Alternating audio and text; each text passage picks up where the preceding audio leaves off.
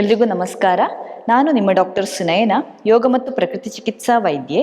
ಮರಳಿ ಪ್ರಕೃತಿಗೆ ಕಾರ್ಯಕ್ರಮಕ್ಕೆ ಸ್ವಾಗತ. ಬೆಳಿಗ್ಗೆ ಎದ್ದ ತಕ್ಷಣ ನೀವು ಆರೋಗ್ಯವಾಗಿರಲಿಕ್ಕೆ, ದಿನ ಇಡೀ ಆರೋಗ್ಯವಾಗಿರಲಿಕ್ಕೆ ಮಾಡಬಹುದಾದಂತಹ ಕೆಲವು ಸೂತ್ರಗಳಲ್ಲಿ ಯೋಗ, ಆಸನ, ಎಕ್ಸಸೈಸ್ಗಳು ಮತ್ತು ಪ್ರಾಣಾಯಾಮಗಳು ಕೂಡ ಒಂದು ಮುಖ್ಯವಾದಂತಹ ಪಾತ್ರ ವಹಿಸ್ತವೆ ಅಂತ ಹೇಳಬಹುದು. ಈ ಎಕ್ಸಸೈಸ್ಗಳು, ಶಿಥಿಲೀಕರಣ ವ್ಯಾಯಾಮಗಳಿರಬಹುದು, ಯೋಗಾಸನಗಳಿರಬಹುದು, ಇವೆಲ್ಲವನ್ನ ನೀವು ಮಾಡೋದ್ರಿಂದ, ಈಗ ನೀವು ಡೇ ಟೈಮಲ್ಲಿ ಎನಿ ಟೈಮ್ ಸಂಜೆ ಮಾಡಬಹುದು ಅಥವಾ ಊಟ ಆಗಿ ಒಂದು 4 ಗಂಟೆ ಬಿಟ್ಟು ಮಾಡಬಹುದು, ಅದೆಲ್ಲ ಓಕೆ. ಆದರೆ ಬೆಳಿಗ್ಗೆ ಮಾಡೋದ್ರಿಂದ ಇನ್ನಷ್ಟು ಆ್ಯಡೆಡ್ ಬೆನಿಫಿಟ್ಸ್ ಇದ್ದಾವೆ. ಇವೆಲ್ಲ ಏನು ಅಂತ ನಾನು ಹೇಳ್ತಾ ಹೋಗ್ತೇನೆ. ಇಡೀ ದಿನಕ್ಕೆ ನಿಮಗೆ ಮುಖ್ಯವಾಗಿ ಬೇಕಾಗಿರುವಂಥದ್ದು ಒಂದು ಫೋಕಸ್ ಅಥವಾ ಏಕಾಗ್ರತೆ. ನಿಮ್ಮ ಕೆಲಸದಲ್ಲಿ ನಿಮಗೆ ಏಕಾಗ್ರತೆ, ಕಾನ್ಸಂಟ್ರೇಷನ್ ಬೇಕಾಗ್ತದೆ. ಅದಕ್ಕೋಸ್ಕರ ಈ ಒಂದು ಎಕ್ಸಸೈಸ್ಗಳು ಸಹಾಯ ಮಾಡ್ತವೆ. ಯಾಕಂದ್ರೆ ನಿಮ್ಮ ಬ್ರೈನಲ್ಲಿ ಅದಕ್ಕೆ ಬೇಕಾದಂತಹ ಹಾರ್ಮೋನ್ಸ್ ಅನ್ನು ಸೆಕ್ರೇಟ್ ಮಾಡುವಂಥದ್ದೇ ಈ ಯೋಗ ಮತ್ತು ಪ್ರಾಣಾಯಾಮಗಳು. ಹಾಗಾಗಿ ಇನ್ಕ್ರೀಸ್ಡ್ ಫೋಕಸ್, ಅದಕ್ಕೋಸ್ಕರ ನಿಮಗೆ ಹೆಲ್ಪ್ ಮಾಡುವಂಥದ್ದು ಈ ಯೋಗಾಸನಗಳು ಮತ್ತು ಎಕ್ಸಸೈಸ್ಗಳು ಆಗ್ತವೆ. ಯಾವುದೇ ರೀತಿಯ ವ್ಯಾಯಾಮಗಳು ಅಂದ್ರೆ ಸೀವಿಯರ್ ಆಗಿರುವಂತಹ ಜಿಮ್ ಎಕ್ಸಸೈಸ್ಗಳು ತುಂಬ ಬಲಯುತವಾಗಿ ಮಾಡುವಂಥದ್ದು ಅಂತ ಹೇಳ್ತಾ ಇಲ್ಲ ನಾನು. ಮಾಡ್ರೇಷನ್ ಅಲ್ಲಿ ನೀವು ಮಾಡ್ತಾ ಬನ್ನಿ. ಮೈಲ್ಡ್ ಆಗಿ, ನಿಮ್ಮ ದೇಹಕ್ಕೆ ತುಂಬಾ ಸ್ಟ್ರೆಸ್ಸು ಆಗದ ಹಾಗೆ ನೀವು ಮಾಡ್ತಾ ಬರಬೇಕು. ಅದರಿಂದ ನಿಮ್ಮ ಫೋಕಸ್, ಕಾನ್ಸಂಟ್ರೇಷನ್ ಜಾಸ್ತಿ ಆಗ್ತದೆ. ಇನ್ನೊಂದು ಎಲ್ಲರೂ ಕಾಮನ್ ಆಗಿ ಫೇಸ್ ಮಾಡುವಂಥದ್ದು ಒತ್ತಡ, ಅಂದ್ರೆ ಸ್ಟ್ರೆಸ್, ಮಾನಸಿಕ ಒತ್ತಡವನ್ನ ಕೂಡ ಅದು ಕಡಿಮೆ ಮಾಡಲಿಕ್ಕೆ ಸಹಕಾರಿ ಆಗ್ತದೆ. Feel good hormones, endorphin release, ಅಂದ್ರೆ ಎಂಡಾರ್ಫಿನ್ ಅನ್ನುವಂತಹ ನ್ಯೂರೋ ಟ್ರಾನ್ಸ್ಮಿಟರ್ ಹಾರ್ಮೋನ್ಸ್ ಮತ್ತೆ ಕೆಲವನ್ನೆಲ್ಲ ಅದು ರಿಲೀಸ್ ಮಾಡಿ ಬ್ರೈನ್ ಅಲ್ಲಿ ನಿಮ್ಮ ಸ್ಟ್ರೆಸ್ ಲೆವೆಲ್ ಅನ್ನ ಕಡಿಮೆ ಮಾಡ್ತಾ ಬರ್ತದೆ. ನೀವು ಖುಷಿಯಲ್ಲಿರ್ತೀರಿ. ನೀವು ಒಂದು ದಿನ ಸ್ಟಾರ್ಟ್ ಮಾಡಿ ನೋಡಿ ಯೋಗಾಸನಗಳನ್ನ ಅಥವಾ ಎಕ್ಸಸೈಸ್ಗಳನ್ನ ಬೆಳಿಗ್ಗೆ. ಅಂದ್ರೆ ಯಾವಾಗ ನೀವು ಮಾಡ್ತಾ ಇರೋದಿಲ್ವೋ ಇವತ್ತಿಂದ ಅಥವಾ ನಾಳೆಯಿಂದ ಸ್ಟಾರ್ಟ್ ಮಾಡ್ತಾ ಬನ್ನಿ. ನಿಮಗೆ ಗೊತ್ತಾಗ್ತದೆ ಫುಲ್ ಡೇ ನೀವು ತುಂಬಾ ಖುಷಿಯಾಗಿರ್ತೀರಾ, ಆಕ್ಟಿವ್ ಆಗಿರ್ತೀರಾ, ಅಲರ್ಟ್ ಆಗಿರ್ತೀರಾ. ನೀವೇ ನೋಡಿ, ತುಂಬಾ ಪಾಸಿಟಿವ್ ಆಗಿರ್ತೀರಾ, ಸ್ಮೈಲಿಂಗ್ ಫೇಸ್ ಇರ್ತದೆ, ನಿಮ್ಗೆ ಖುಷಿಯಾಗಿರ್ತೀರಿ. ನೀವೇ ಚೆಕ್ ಮಾಡ್ತಾ ಬನ್ನಿ. ಅಷ್ಟೊಂದು ಪವರ್ ಇದೆ ಈ ಯೋಗಾಸನ ಮತ್ತು ಎಕ್ಸಸೈಸ್ಗಳಿಗೆ. ಇನ್ನು ವೆಯ್ಟ್ ಕಂಟ್ರೋಲ್ ಇರಬಹುದು, ವೆಯ್ಟ್ ಮ್ಯಾನೇಜ್ಮೆಂಟ್. ನೀವು ಬೆಳಿಗ್ಗೆ ಯೋಗಾಸನ ಮತ್ತು ಎಕ್ಸಸೈಸ್ಗಳನ್ನು ಮಾಡೋದ್ರಿಂದ ವೆಯ್ಟ್ ಮ್ಯಾನೇಜ್ಮೆಂಟ್ಗೆ ಜಾಸ್ತಿ ಸಹಕಾರಿಯಾಗ್ತದೆ. ನೀವು ಬೆಳಿಗ್ಗೆ ಎಕ್ಸಸೈಸ್ ಮಾಡೋದಕ್ಕೂ ಸಂಜೆ ಹೊತ್ತಲ್ಲಿ ಎಕ್ಸಸೈಸ್ ಮಾಡೋದಕ್ಕೂ ವ್ಯತ್ಯಾಸ ಇದೆ. ನೀವು ಗಮನಿಸಿ ನೋಡಿ. ಸಂಜೆ ನೀವು ಯಾವುದೋ ಒಂದು ಆಸನವನ್ನ ಮಾಡಿ ಸ್ವಲ್ಪ ಆರಾಮಾಗಿ ನಿಮಗೆ ಮಾಡ್ಲಿಕ್ಕೆ ಆಗ್ತದೆ. ಅದೇ ಬೆಳಗಿನ ಹೊತ್ತಲ್ಲಿ ದೇಹ ಎಲ್ಲ ಸ್ವಲ್ಪ ಸ್ಟಿಫ್ ಆಗಿರ್ತದೆ, ಅಂದ್ರೆ ಓವರ್ ನೈಟ್ ರೆಸ್ಟ್ ಇರ್ತದೆ ದೇಹಕ್ಕೆ. ಹಾಗಾಗಿ ನೀವು ಬೆಳಿಗ್ಗೆ ಮಾಡ್ಲಿಕ್ಕೆ ಜಾಸ್ತಿ ಎಫರ್ಟ್ ಬೇಕು, ಜಾಸ್ತಿ ಸ್ಟ್ರೆಚಿಂಗ್ ಕೊಡಬೇಕು. ಸ್ವಲ್ಪ ಮಟ್ಟಿಗೆ ನೋವು ಬರೋದು, ಸ್ವಲ್ಪ ಡಿಸ್ಕಂಫರ್ಟ್, ಸ್ವಲ್ಪ ಸ್ಟಿಫ್ನೆಸ್ ಎಲ್ಲ ನಿಮಗೆ ಅನುಭವ ಆಗಬಹುದು. ಹಾಗಾಗಿ ಬೆಳಿಗ್ಗೆ ನೀವು ಜಾಸ್ತಿ ಎಫರ್ಟ್ ಹಾಕಿದ್ರಿಂದ ನಿಮಗೆ ಜಾಸ್ತಿ ಬೆನಿಫಿಟ್ಗಳು ಕೂಡ ಸಿಗ್ತವೆ. ಹಾಗಾಗಿ ಈ ಒಂದು ಒಬೆಸಿಟಿ ಅಥವಾ ವೆಯ್ಟ್ ಮ್ಯಾನೇಜ್ಮೆಂಟ್ಗೆ ಕೂಡ ಈ ಒಂದು ಎಕ್ಸಸೈಸ್ಗಳು ಮತ್ತು ಯೋಗಾಸನಗಳು ಸಹಕಾರಿ ಆಗ್ತವೆ. ಇನ್ನು ಆಕ್ಸಿಜನೇಷನ್ ಅನ್ನು ಕೂಡ ನಮ್ಮ ದೇಹಕ್ಕೆ ಇಂಪ್ರೂವ್ ಮಾಡ್ತವೆ ಈ ಎಕ್ಸಸೈಸ್ಗಳು. ಇನ್ನು ನಿದ್ದೆಯನ್ನು ರೆಗ್ಯುಲೇಟ್ ಮಾಡಲಿಕ್ಕೆ ಕೂಡ ನಮ್ಮ ಎಕ್ಸಸೈಸ್ಗಳು ಸಹಕಾರಿ ಆಗ್ತವೆ. ನೀವು ಒಂದು ದಿನ ಎಕ್ಸಸೈಸ್ ಬೆಳಿಗ್ಗೆ ಒಂದು 20 ನಿಮಿಷ ಮಾಡಿ ಆ ದಿನ ರಾತ್ರಿ ನೀವು ಸೌಂಡ್ ಸ್ಲೀಪ್ ನಿಮಗೆ ಬರ್ತದೆ. ನಿಮ್ಗೆ ನಿದ್ದೆಯಲ್ಲಿ ಅದು ಎಷ್ಟು ಡೀಪ್ ಸ್ಲೀಪ್ ಬರ್ತದೆ ಅಂದ್ರೆ ನಿಮ್ಗೆ ವಿವರಿಸಲಿಕ್ಕೆ ಆಗದಷ್ಟು, ಅಷ್ಟು ಚೆನ್ನಾಗಿ ನೀವು ನಿದ್ದೆ ಮಾಡ್ತೀರಾ. ಯಾಕಂದ್ರೆ ಈ ಒಂದು ಮೆಲಟೋನಿನ್ ಅಂದ್ರೆ ನಿದ್ದೆ ಮಾಡ್ಲಿಕ್ಕೆ ಹೆಲ್ಪ್ ಆಗುವಂತಹ ಒಂದು ಹಾರ್ಮೋನ್, ಮತ್ತು ಸೆರೆಟೋನಿನ್ ಅಂದ್ರೆ ನಿಮ್ಗೆ ಅಲರ್ಟ್, ಆಕ್ಟಿವ್ ಆಗುವಂತಹ ಒಂದು ಹಾರ್ಮೋನ್. ಈ ಎರಡೂ ಹಾರ್ಮೋನ್ಗಳ ಸೆಕ್ರೇಷನ್ ಕರೆಕ್ಟ್ ಆಗಿ ಆಗಬೇಕು. ನೀವು ರಾತ್ರಿ ಮಲಗೋ ಹೊತ್ತಲ್ಲಿ ಮೆಲಟೋನಿನ್ ಸೆಕ್ರೇಟ್ ಆಗಬೇಕು ಆ ಟೈಮಲ್ಲಿ. ಅದು ಅಲ್ಲದೆ ಬೆಳಿಗ್ಗೆ ಸೂರ್ಯನ ಬೆಳಕು ಬೀಳೋದಕ್ಕೆ ಮುಂಚೆ ಸ್ವಲ್ಪ ಹೊತ್ತಲ್ಲಿ ನಿಮಗೆ ಸೆರೋಟೋನಿನ್ ಹಾರ್ಮೋನ್ ಸೆಕ್ರೇಟ್ ಆಗಬೇಕು ಮತ್ತು ಮೆಲಟೋನಿನ್ ಹಾರ್ಮೋನ್ ಅಂಶ ರಕ್ತದಲ್ಲಿ ಕಡಿಮೆ ಆಗಬೇಕು. ಅದೆಲ್ಲ ಕರೆಕ್ಟಾಗಿ ಆ ಒಂದು ರಿದಮ್ ಮೇಂಟೈನ್ ಆಗಬೇಕಿದ್ರೆ, ಸರ್ಕ್ಯಾಡಿಯನ್ ರಿದಮ್ ಅಂತ ಹೇಳ್ತಾರೆ, ಆ ಒಂದು ಲಯ ಮೇಂಟೈನ್ ಆಗಬೇಕಿದ್ರೆ ದೇಹದಲ್ಲಿ ಈ ಎಕ್ಸಸೈಸ್ಗಳು ಬಹಳ ಮುಖ್ಯ ಪಾತ್ರ ವಹಿಸ್ತವೆ.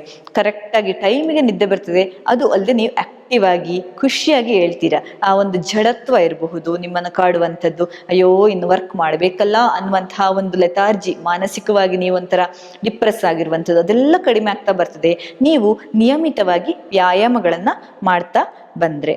ಇನ್ನು ಬೇರೆ ಬೇರೆ ಪ್ರಾಬ್ಲಮ್, ಹೆಲ್ತ್ ಇಶ್ಯೂಸ್ ಇರೋರು ಇರಬಹುದು, ಜಾಯಿಂಟ್ ಪೇನ್ಸ್ ಇರೋರು ಇರಬಹುದು, ಮತ್ತೆ ಹಾರ್ಟ್ ರಿಲೇಟೆಡ್ ಇಶ್ಯೂಸ್ ಇರೋರು ಇರಬಹುದು, ಅಥವಾ ಬ್ಲಡ್ ಶುಗರ್ ಲೆವೆಲ್ಸ್ ಇಂಥವೆಲ್ಲ ಇಂಬ್ಯಾಲೆನ್ಸ್ ಆಗಿರೋರು, ಇವರಿಗೆಲ್ಲ ಕೂಡ ಅದು ಬಹಳಷ್ಟು ಸಹಕಾರಿಯಾಗುವಂಥದ್ದು.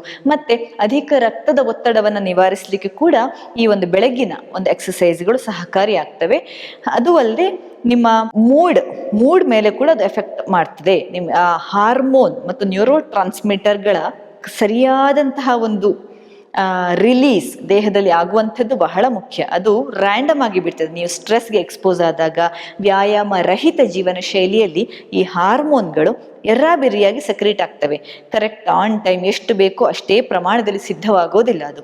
ಹಾಗಾಗಿ ಈ ಎಕ್ಸಸೈಸ್ಗಳು ಅವುಗಳ ನಿಯಮಿತವಾಗಿ ಸಕ್ರಿಯೇಟ್ ಆಗಲಿಕ್ಕೆ, ಎಷ್ಟು ಬೇಕೋ ಅಷ್ಟೇ ಪ್ರಮಾಣದಲ್ಲಿ ಸಕ್ರಿಯೇಟ್ ಆಗಲಿಕ್ಕೆ ಸಹಕಾರಿ ಆಗ್ತವೆ. ಬೆಳಗಿನ ಹೊತ್ತಲ್ಲಿ ನೀವು ವ್ಯಾಯಾಮ ಮಾಡೋದ್ರಿಂದ ನಿಮ್ಗೆ ಅನಿಸ್ಬಹುದು, ನಾನು ಟೈಮ್ ವೇಸ್ಟ್ ಮಾಡ್ತಾ ಇದ್ದೇನೆ, ಅದರ ಬದಲು ನಾನು ರೆಡಿ ಆಗ್ಬೋದು ಆಫೀಸ್ಗೆ ಅಂತೆಲ್ಲ ನಿಮಗೆ ಅನಿಸ್ಬಹುದು.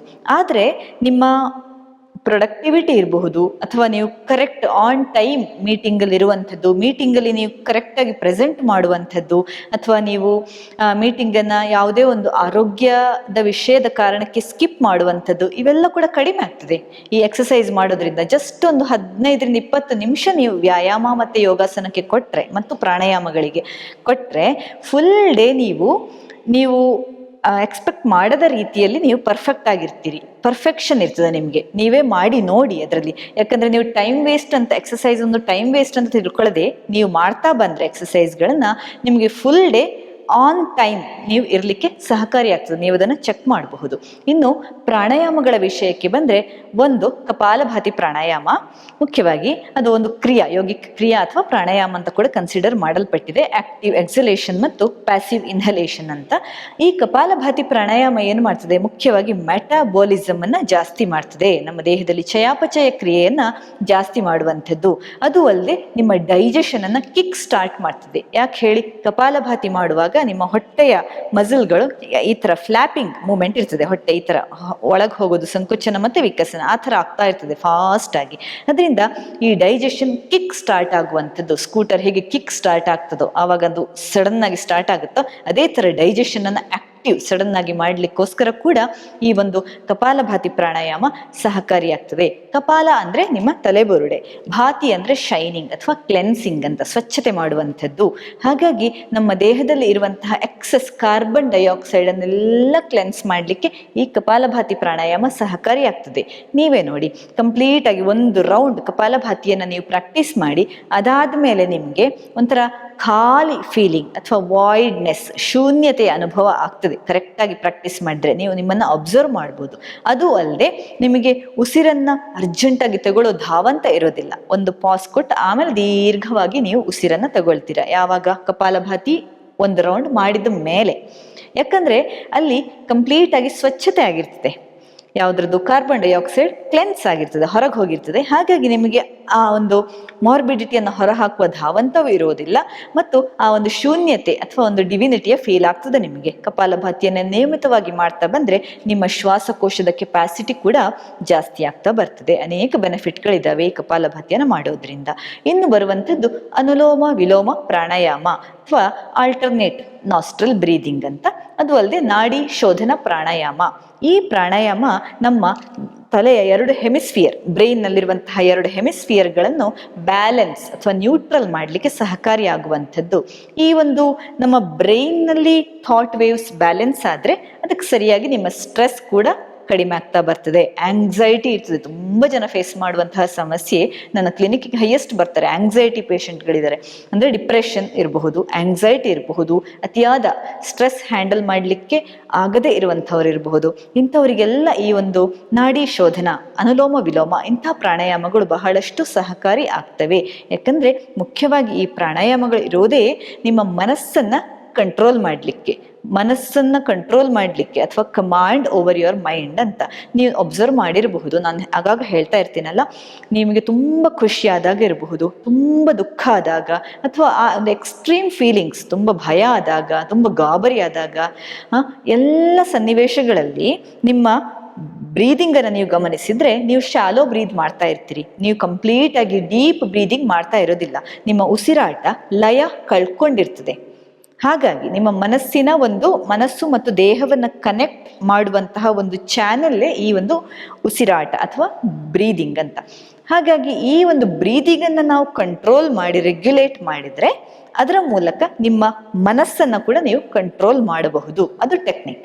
ಹಾಗಾಗಿ ಈ ಪ್ರಾಣಾಯಾಮವನ್ನು ಮಾಡೋದ್ರಿಂದ ಮೈಂಡ್ ಕಂಟ್ರೋಲ್ಗೆ ಕೂಡ ಬಹಳಷ್ಟು ಸಹಕಾರಿ ಆಗ್ತದೆ. ಇನ್ನು ಬರುವಂಥದ್ದು ಭ್ರಾಮರಿ ಪ್ರಾಣಾಯಾಮ ಅಂತ.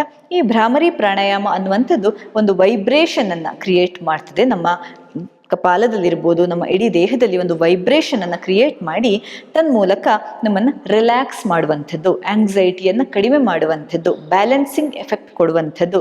ಅದು ಅಲ್ಲದೆ ನಮ್ಮ ದೇಹದಲ್ಲಿ ನೈಟ್ರಸ್ ಆಕ್ಸೈಡ್ ಅನ್ನೋದನ್ನು ಜಾಸ್ತಿ ಸೆಕ್ರೇಟ್ ಮಾಡಿ ಅದು ಬ್ಲಡ್ ವೆಸಲ್ಸನ್ನು ಡೈಲೇಟ್ ಮಾಡಲಿಕ್ಕೆ ಬೇಕಾದಂತಹ ಒಂದು ಅಂಶ.